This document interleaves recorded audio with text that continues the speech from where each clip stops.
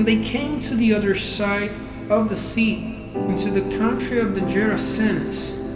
And when he had got out of the boat, straightway there came to him from the place of the dead a man with an unclean spirit. He was living in the place of the dead, and no man was able to keep him down, no, not with a chain, because he had frequently been imprisoned in chains and iron bands, and the chains had been parted, and the bands broken by him, and no man was strong enough to make him quiet. And all the time, by day and by night, in the place of the dead, and in the mountains, he was crying out and cutting himself with stones. And when he saw Jesus from far off, he went quickly to him and gave him worship. And crying out with a loud voice, he said, "What have I to do with you, Jesus, Son of the Most High God? In God's name, do not be cruel to me." For Jesus had said to him, "Come out of the man, you unclean spirit." And Jesus said, "What's your name?" And he made answer, "My name is Legion, because there are a great number of us."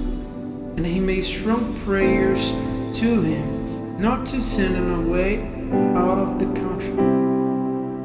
Now the mountainside there was a great herd of pigs getting their food, and they said to him, "Send us into the pigs, so that we may go into them."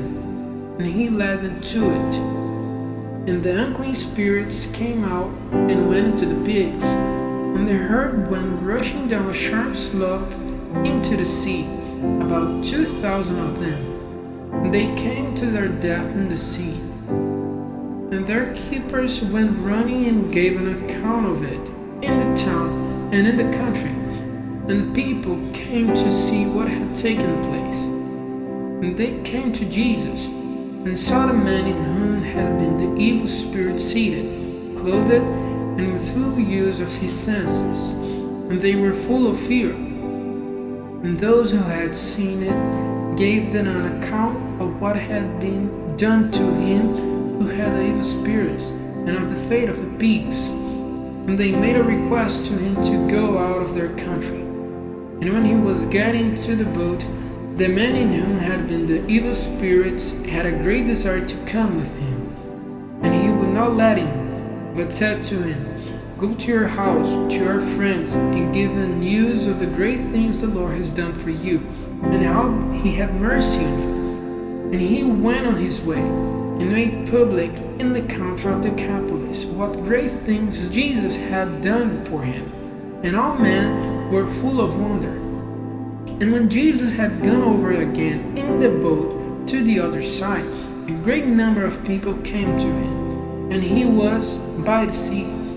And one of the rulers of the synagogue, Jairus by name, came, and seeing him, went down at his feet, and made strong prayers to him, saying, "My little daughter is near to death. It is my prayer that you will come and put your hands on her, so that she may be made well and have life."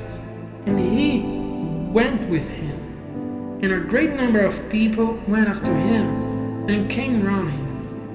And a woman who had had a flow of blood for 12 years, and had undergone much at the hands of a number of medical men, and had given all she had, and was no better, but even worse, when she had news of the things which Jesus did, went among the people coming after him, and put her hand on his robe. For she said, "If I may only put my hand on his robe, I will be made well." And straightway the fountain of her blood was stopped, and she had a feeling in her body that her disease had gone, and she was well. And straightway Jesus was conscious that power had gone out of him, and turning to the people, he said, "Who was touching my robe?" And his disciples said to him, "You see the people around you on every side, and you say, 'Who was touching me?'" And on his looking round to see her who had done this thing, the woman, shaken with fear, conscious of what had been done to her, came, and falling on her face before him, gave him the true account of everything. And he said to her, "Daughter, your faith has made you well. Go in peace and be free from your disease." And while he was still talking, they came from the ruler of the synagogue's house, saying, "Your daughter is dead. Why are you still troubling the master?"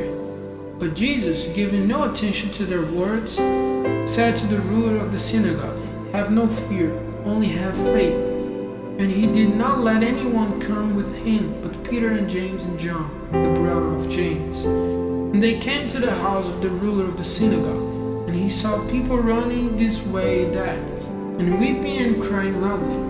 And when he had gone in, he said to them, "Why are you making such a noise and weeping? The child is not dead, but sleeping." And they were laughing at him. But he, having sent them all out, took the father of the child and her mother and those who were with him, and went in where the child was. And taking her by the hand, he said to her, "Talitha cumi," which is, "My child, I say to you, get up." And the young girl got up straight away and was walking about, she being 12 years old. And they were overcome with wonder. And he gave them special orders that they were not to say anything of this. And he had said that some food was to be given to her.